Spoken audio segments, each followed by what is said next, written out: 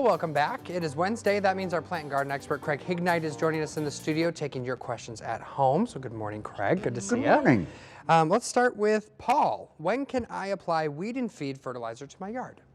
Okay, weed and feed is going to be a few weeks out here. What you look for with the weed and feed, look for an cared for area, and when you see the dandelions make their first puff balls, that's the time to put on weed and feed. Right now would be pre-emergent herbicide that goes on now. Alrighty, and Joyce is asking, when putting in a 12-inch high raised bed, does the sod have to be removed, or can I use cardboard in the bottom? You don't have to remove the sod, and the cardboard would be okay. That sod, if you're going 12 inches deep with soil, that sod is not going to work its way back up to the top. Okay. Sandy says, do you fertilize your perennials? And yes, they use root stimulator.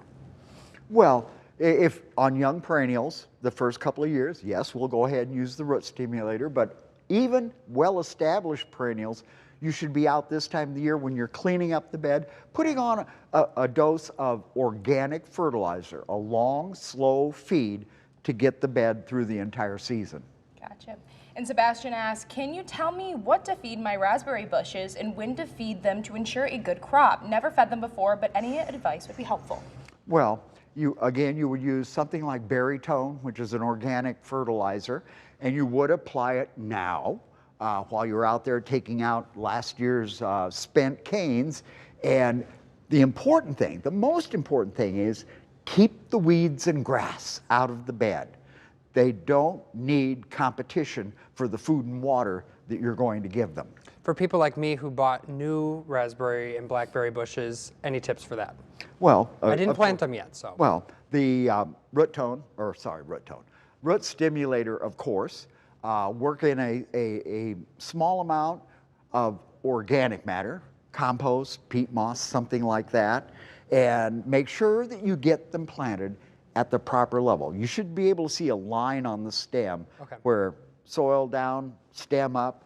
That should be at the soil line when you're done planting. Perfect. Gotcha. And Dave said, how long will a name brand potting soil last when stored in the garage? Basically, the potting soils are going to last forever. The one thing that happens, once they get older, quite often there's a wetting agent put into the potting soil because peat moss can tend to shed water when it gets too dry. So what you do is when you open the bag up, put some dirt in there and kind of fluff it up like you're doing a crumb crust to just add a little bit of moisture before you start potting so that the soil will go ahead and absorb moisture when you're done potting. A crumb crust. Crumb crust. That's a tongue twister. Yeah, kind of like an apple crumb crust. Oh, there you go. Yeah. Linda asking, she just purchased geraniums last week, but in the last couple days, the leaves are turning yellow. Any ideas what's going on? Well, could be that if it's a couple of weeks, they're probably ready for a shot of fertilizer. They should be fertilized every 7 to 10 days. Also, coming out of a greenhouse growing area, they are going to go through a change. And believe me, you are not able to give them the light in the house that they get in the greenhouse. So anytime the temperature goes above 55, you should be sliding them outside in the sun to give them as much light as possible. But don't worry, they're going to pop back once they get their roots in either the pot or the ground where you're planting them. They're going to take off.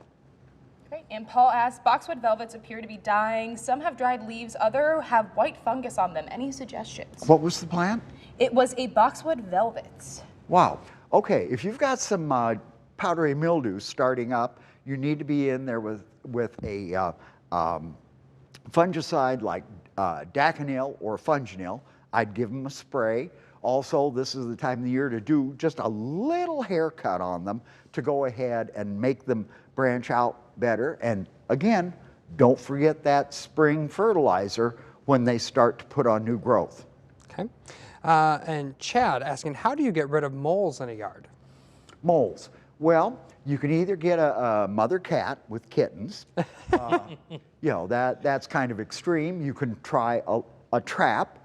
to go ahead and get rid of them. But what I like is the Mole Max. You start at the house and apply Mole Max, get it watered in, give it a couple of days to work on the moles, and then you move out further and further into the yard with each application. What you're doing, you're chasing them into somebody else's yard. It doesn't kill them, it just makes your yard unpalatable to them, and you've got to move them out gradually. Once you've got them out of the yard, then about once every 4 to 6 weeks, you just put a strip around the edge of your yard, and when they try to come back from the neighbors, they'll hit that, turn around, and go back to the neighbors. Oh, perfect. Yeah, just send them over to the neighbor's house. That's right. Well, we're going to get more questions answered right after this.